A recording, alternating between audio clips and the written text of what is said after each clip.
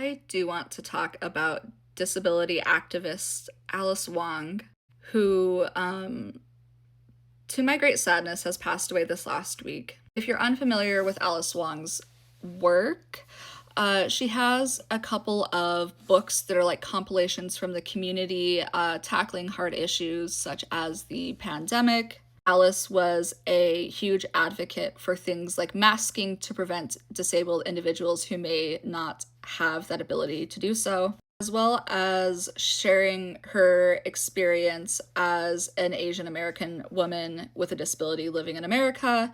I really liked her book, The Year of the Tiger, where she talks more about her specific activism. Alice Wong lived and breathed her messaging. Alice Wong had at some point a disability column in Teen Vogue, which is big and great and is going to, was impacting people that might not have that available to them, especially like in a teen magazine. I think that was really, really rad.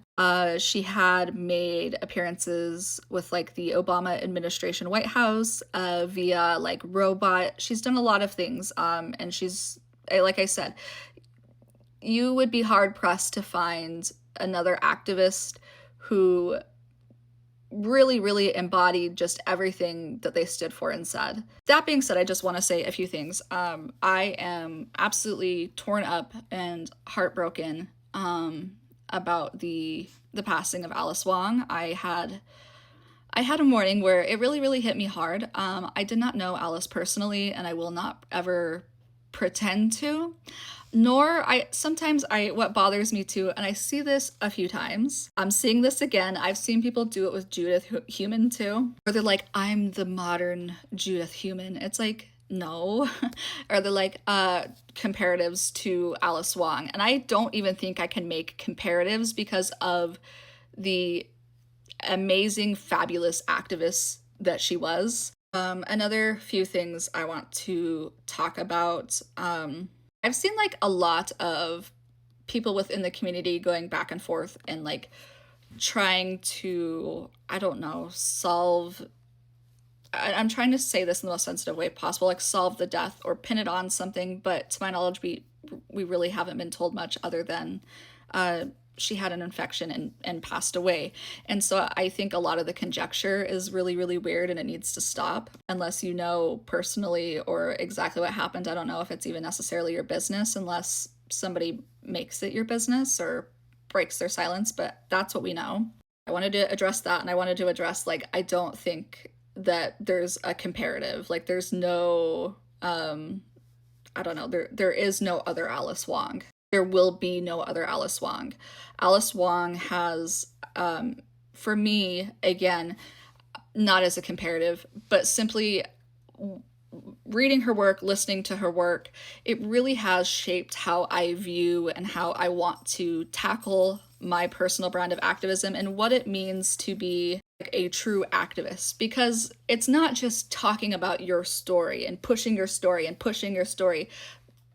There's something to be said about your own personal story, but there's also something to be said about elevating the voices of others, in which she did, as well as being active in ways that we can within our community to push things. And again, she visited the White House. She's done different correspondences. I'm grateful to have been able to read her work and see it in action, and there will never be another one like her. And it's hit me hard. It's really hit me hard. I wish the family as well as Alice peace. And I don't know what else to say. It's gotten to me. But one more thing, I guess, before I leave, another discussion I'm seeing brought up is discussions on masking. Again, to flip around to to Alice, she was a big proponent of masking even today. Again, for those who can't mask for them at the very least. I have disabilities and stuff, but more than not, I can mask, and I do.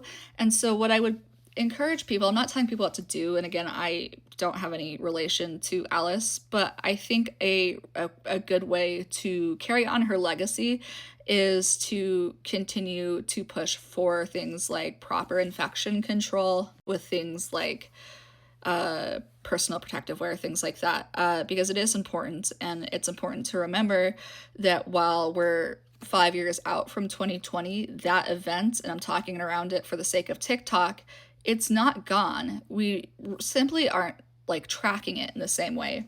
And so I say to any disability activist who's talking about or mourning her right now, that's what I would continue to carry on, as well as a push to go above and beyond in your communities.